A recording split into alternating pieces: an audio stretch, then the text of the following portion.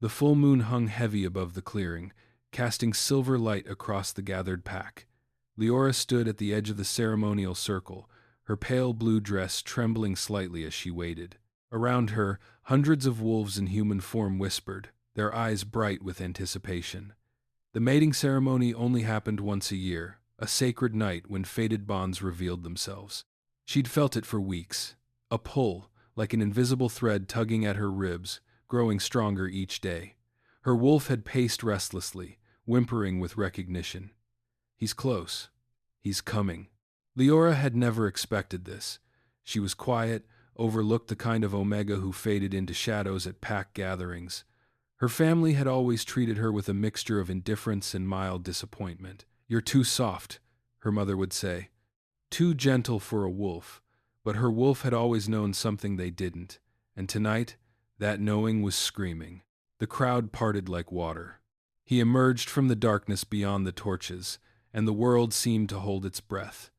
Damien Blackthorn, the Alpha King of the Northern Territories, moved with the lethal grace of a predator. His dark hair fell across sharp features, and his eyes, those terrible, beautiful golden eyes, swept across the gathered pack like he was assessing prey. Leora's heart stopped. The bond sang. Every nerve in her body ignited. The pull became a rope, tightening, drawing her forward. Her wolf howled with recognition so profound it brought tears to her eyes. Mate, mate, mate. She took a step forward, her breath catching. Around her, the pack gasped. They could sense it too, the shimmer of recognition, the ancient magic of a fated bond snapping into place. Damien's golden gaze found hers across the clearing. For a moment, just a moment, something flickered in those eyes.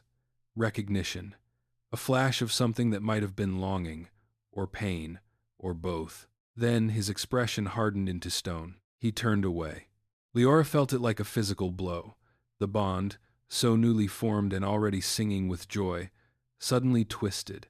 The rope around her ribs didn't loosen, it tightened, constricting, choking. "I cannot accept this bond," Damien said, his voice carrying across the silent clearing like thunder.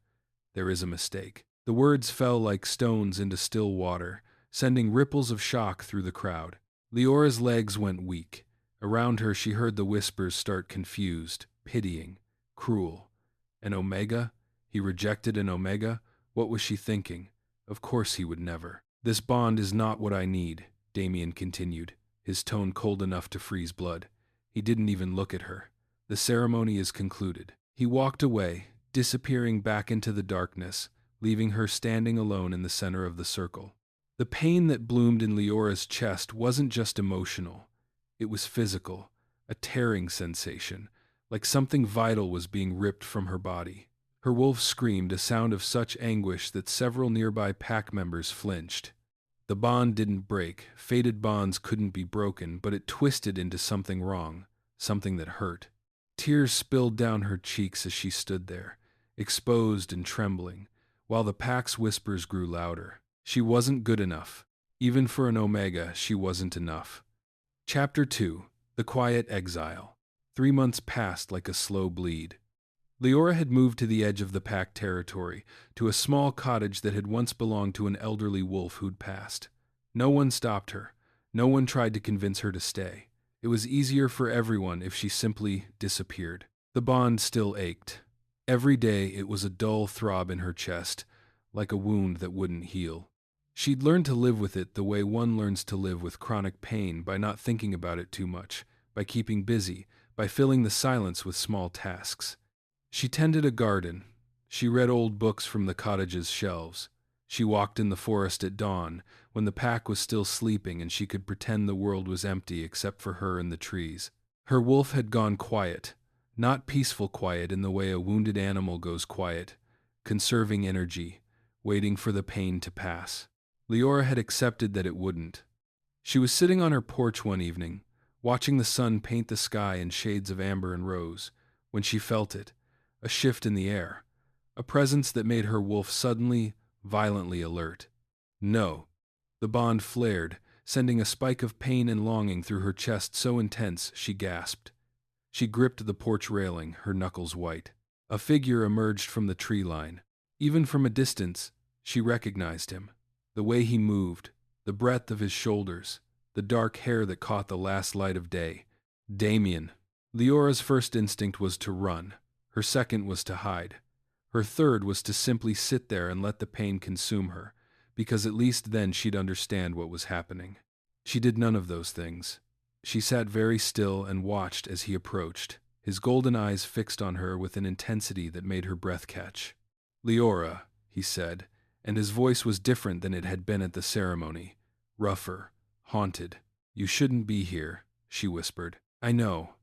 He stopped at the base of her porch steps, and she could see the tension in his jaw, the way his hands clenched and unclenched at his sides.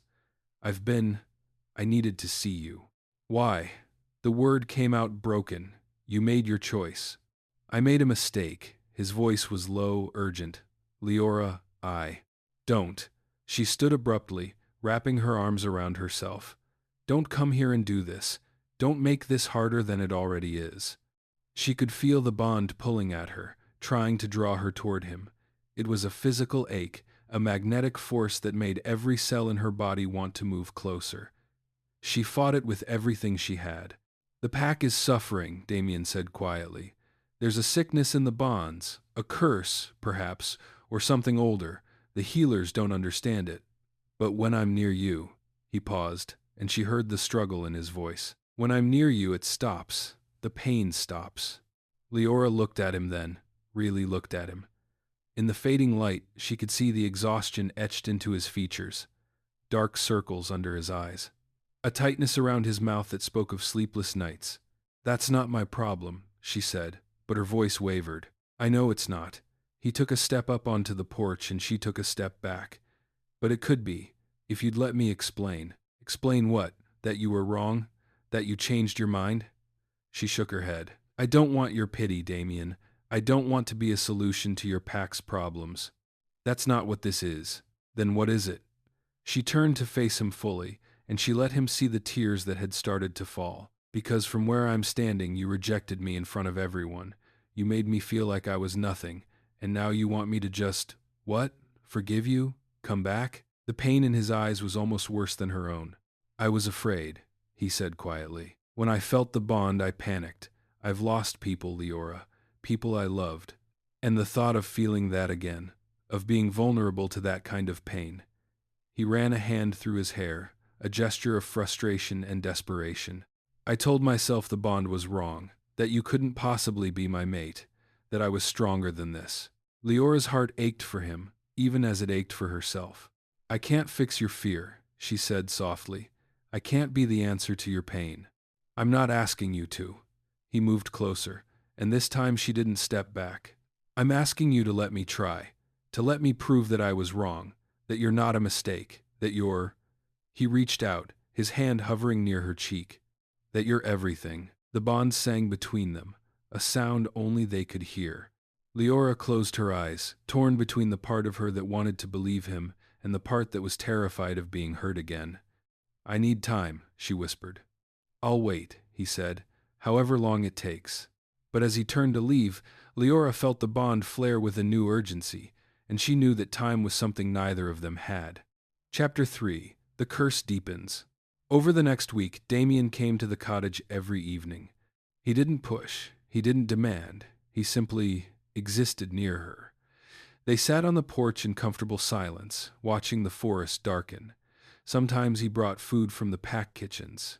Sometimes he brought books, reading aloud in his deep voice while she listened, pretending not to be moved by the rumble of it.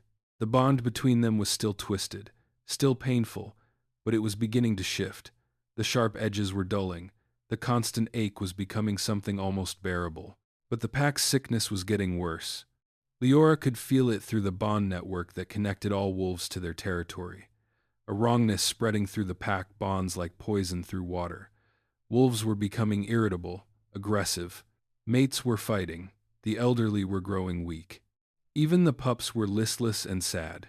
"It's accelerating," Damien said one evening, his voice tight with worry.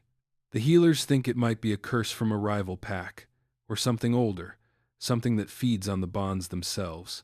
Leora felt a strange sensation, then a pull, different from the mate bond. It was like the pack's pain was calling to her, asking for something she didn't know how to give. "What if I could help?" she said quietly. Damien turned to look at her, his golden eyes sharp. "How?" "I don't know." She stood, restless energy coursing through her. "But when you talk about the sickness, I feel something, like there's a frequency I can hear that others can't." "Your Omega nature," Damien said slowly. "Omegas are healers, peacekeepers. It's in your blood. I've never been trained. My family always said I was too weak." "Your family was wrong." His voice was fierce. "Come with me. Let me take you to the healers. Let them examine you." Leora hesitated. Going back to the pack meant facing all those whispers again. It meant being seen as the Omega who'd been rejected by the Alpha King. But it also meant helping. It meant being useful in a way she'd never been before. "Okay," she said, "I'll come."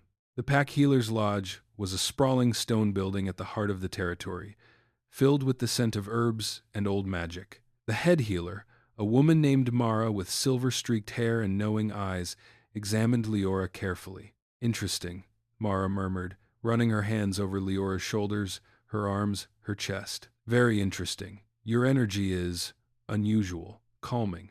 It's like you're naturally attuned to the pack's emotional frequency." "Can she help?" Damien asked, from where he stood by the door, his presence a constant grounding force. "Perhaps." Mara gestured for Leora to sit. "The curse is feeding on discord, on the fractures and bonds. But an Omega with a strong calming aura could theoretically soothe those fractures, heal them from the inside out." "How?" Leora asked. "By opening yourself to the pack bond, by letting your energy flow through the network. It will be exhausting, and it will require you to be vulnerable in ways you've probably never experienced. But if you're willing." Leora looked at Damien. His golden eyes were intense, worried, but also full of something that looked like hope. "I'll do it," she said. That night, in the center of the pack's gathering circle, Leora stood surrounded by hundreds of wolves. Damien stood beside her, his presence a steady anchor as she took a deep breath and opened herself to the pack bond. It was like opening a door to a storm. The pain of the pack crashed into her like a wave. The discord, the sickness, the fear. It threatened to overwhelm her, to pull her under. She gasped, her knees buckling. Damien caught her, his arms wrapping around her from behind, his warmth seeping into her. "I've got you," he growled softly. "I'm right here." With him as her anchor, Leora pushed deeper into the bond network. She found the places where the curse had taken root, the fractures in mates' connections, the weakened links between family members. And slowly, carefully, she began to pour her own energy into those places, not forcing, not demanding, but offering, soothing, healing. The pack's pain began to ease. She could feel it, the relief spreading like dawn breaking over darkness, the bonds strengthening, the discord fading. But it was costing her. She could feel her own energy draining, her consciousness beginning to slip. "That's enough," Damien said urgently, trying to pull her back. "Not yet," she whispered. "Almost there. One more push. One more wave of her calming energy flowing through the pack bonds. And then the curse shattered. It broke like glass, the dark energy dissipating into nothing. The pack bonds blazed bright, stronger than they'd been in months. Leora felt the collective sigh of relief from every wolf in the territory. And then everything went dark. Chapter 4: The Awakening. Leora woke to the scent of pine and musk and the feeling of strong arms around her. She was in a bed, a large, comfortable bed in a room she didn't recognize. Sunlight streamed through tall windows, and she could hear the distant sounds of the pack going about their day. "Welcome back," a deep voice said. She turned her head to find Damien sitting in a chair beside the bed, watching her with an intensity that made her breath catch. He looked like he hadn't slept in days. His dark hair was disheveled, his jaw shadowed with stubble, his golden eyes rimmed with exhaustion. "How long?" she asked, her voice hoarse. 3 days. He leaned forward, his hand reaching out to brush a strand of hair from her face. "You scared me. Your heart barely beat. I thought." He stopped, his jaw clenching. "I thought I'd lost you." Leora tried to sit up, but her body felt like it was made of lead. Damien helped her, adjusting pillows behind her back, his movements careful and gentle. "The curse," she said. Did it work? Perfectly. A small smile touched his lips. The pack is healing. The bonds are strong again. You did that, Leora. You saved them. She should have felt proud. Instead, she felt the weight of what she'd done, the energy she'd expended. And Ben? Chapter 5. The Confession. You need to eat, Damien said, and Leora realized he'd left the room. He returned moments later with a tray laden with soup, bread, and fresh fruit. She ate slowly, her body still weak. Damien sat beside her, watching with an intensity that should have felt suffocating but instead felt protective, safe. The pack is calling you a hero, he said quietly. They're saying you're blessed, that your calming aura is a gift from the old gods. Leora set down her spoon. I don't feel blessed. I feel like I barely survived. You did more than survive. Damien's voice was rough with emotion. You healed us. You healed me. She looked at him then, really looked at him. In the daylight, she could see the vulnerability beneath the Alpha King exterior, the loneliness that had carved itself into his features. Why did you really reject me? She asked softly. At the ceremony.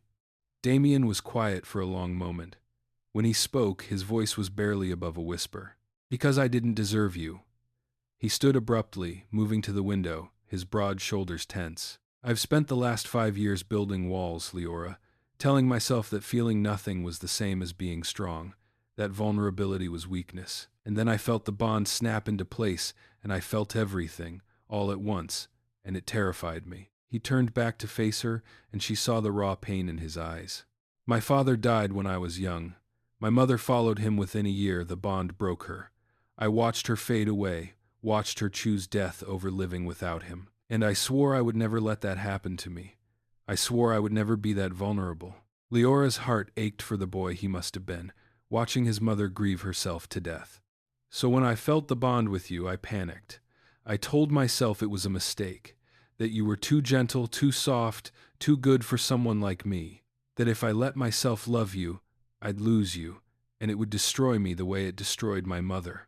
He moved back to the bed, kneeling beside it so his eyes were level with hers. But these past 3 months without you have been worse than any pain I could imagine, and watching you nearly die to save my pack. His voice broke. I realized that the only thing worse than losing you would be never having tried to keep you. Leora reached out, her hand trembling slightly, and touched his face. His skin was warm, and she could feel the tension in his jaw. I'm still afraid, she admitted. Afraid that this is temporary, that you'll change your mind again. I won't. He caught her hand, pressing it against his chest. She could feel his heart beating strong and steady beneath her palm. I can feel it now, Leora. The bond. It's not twisted anymore. It's singing. And it's singing because you're my mate, my true mate. Not a mistake, not a curse. A gift. He leaned forward, and for a moment she thought he might kiss her. Instead, he simply rested his forehead against hers, breathing her in. Let me prove it to you, he whispered. Let me spend the rest of my life proving it to you. The bond between them flared with warmth, and Leora felt something shift in her chest. Not quite forgiveness that would take time, but the beginning of it, the possibility of it. Okay, she breathed. Okay. Chapter 6. The Return. Over the next week, Leora regained her strength. Damien barely left her side. He brought her meals, helped her bathe, sat with her through the long afternoons while she recovered. And slowly, carefully, he began to rebuild the trust that had been shattered at the ceremony. He told her stories about his childhood, about his father's strength and his mother's gentleness, about the balance they'd found together. He told her about his fears, his doubts, the weight of leading an entire pack. And Leora told him about her own pain, about growing up feeling invisible, about her family's disappointment, about the way she'd learned to make herself small so as not to take up space. You were never invisible to me, Damien said one evening as they sat on the balcony of his chambers, watching the sunset paint the sky in shades of gold and crimson. Even before I understood the bond, some part of me recognized you, some part of me knew. How? She asked. I don't know.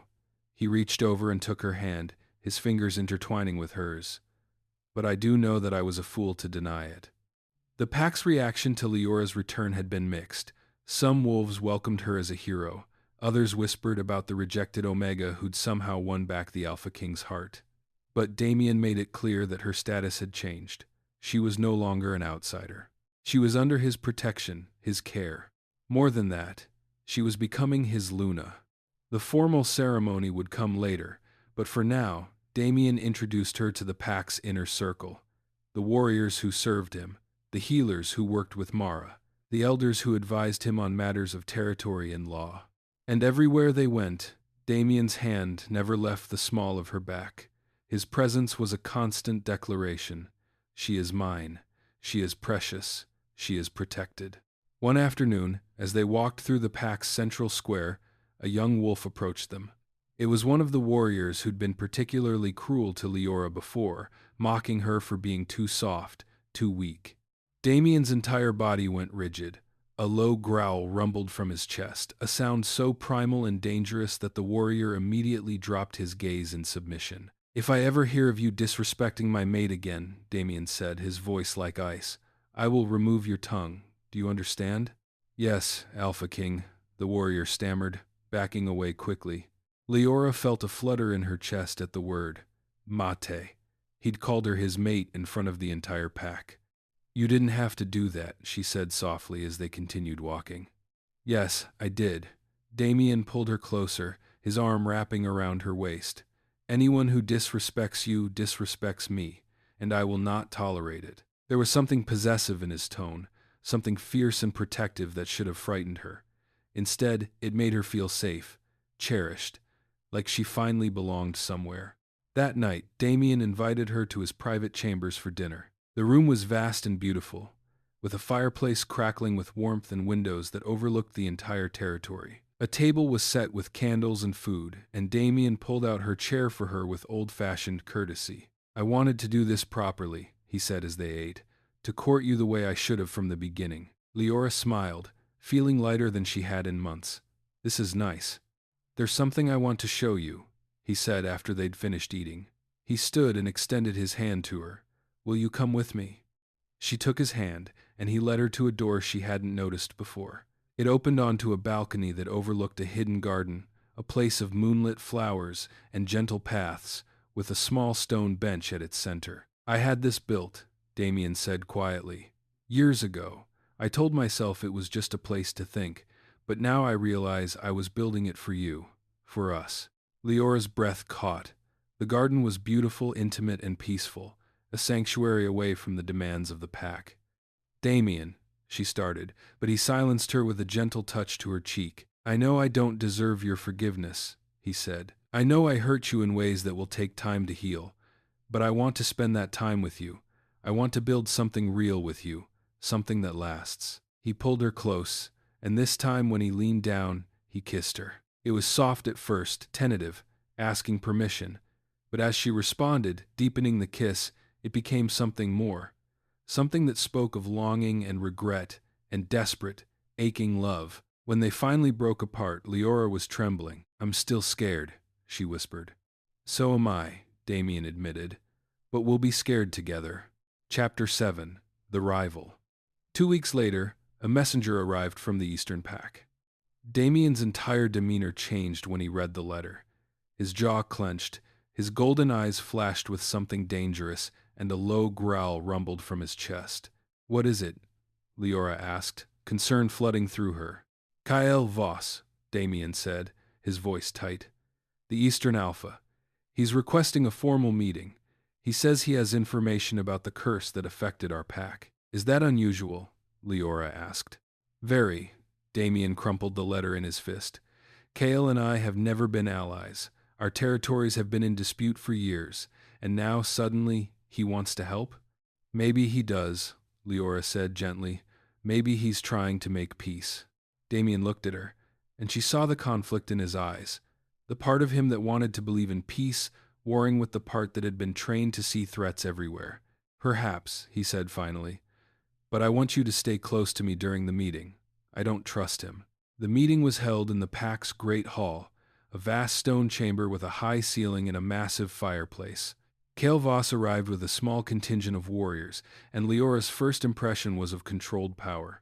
He was tall, with dark hair and sharp features, and his eyes a pale silver swept across the room with predatory intelligence. When his gaze landed on Leora, it lingered. She felt Damien stiffen beside her, felt the possessive way his hand tightened on her waist. "Damien," Kyle said, his voice smooth as silk, "it's been too long." "Not long enough," Damien replied coldly. "What do you want, Voss?" "I came to warn you," Kale said, moving further into the hall. "The curse that affected your pack, it wasn't random.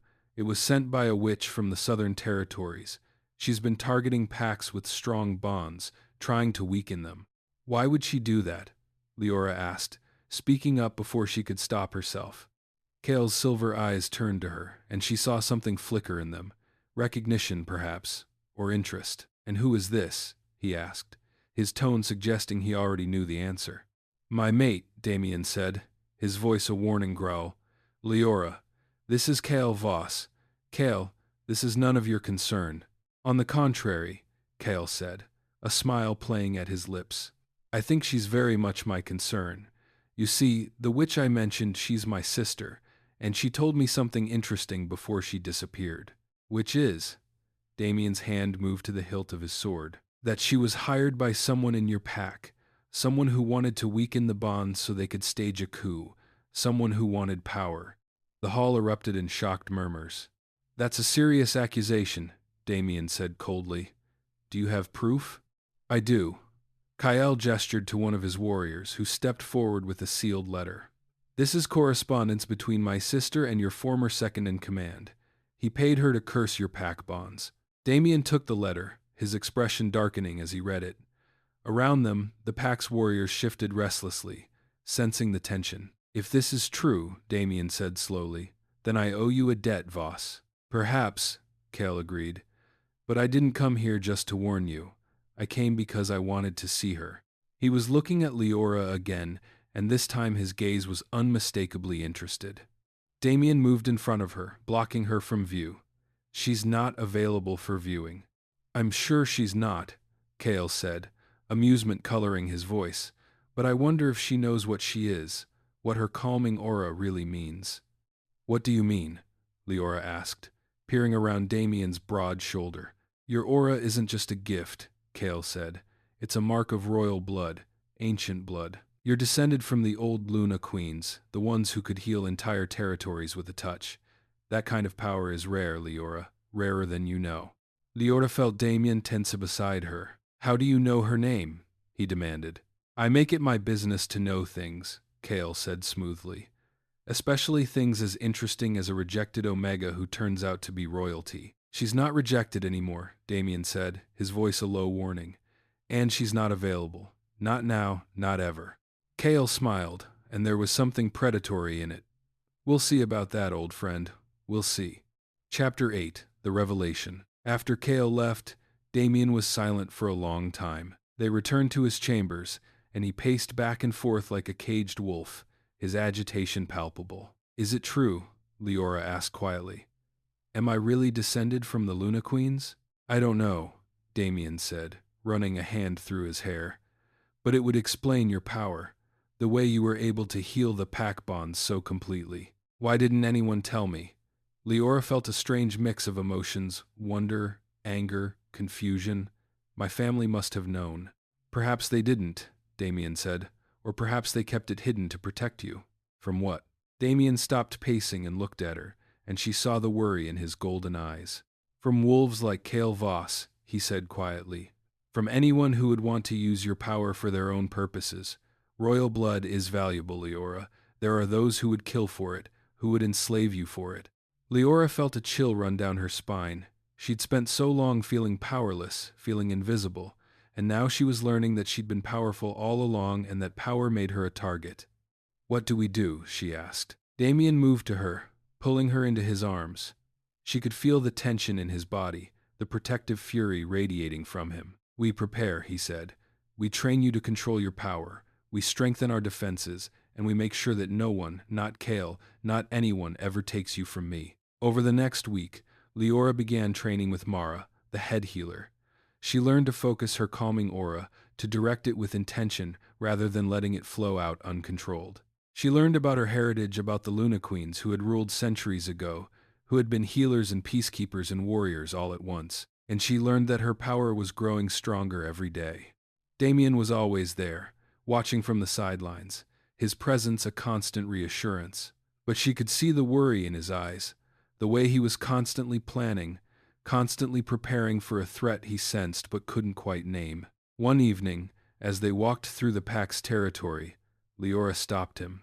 "You're afraid," she said. "Not of Kale, of something else." Damien was quiet for a moment. "I'm afraid of losing you," he admitted finally. "Now that I know what you are, now that I understand your power, I'm afraid that you'll realize you don't need me, that you're meant for something greater than being mated to an alpha king." Leora reached up and touched his face, her fingers tracing the sharp line of his jaw. "I don't need you," she said softly, "but I want you. There's a difference." "Is there?" Damien caught her hand, pressing it against his chest. "Because it feels like the same thing to me." "It's not." She stepped closer until she was Prio.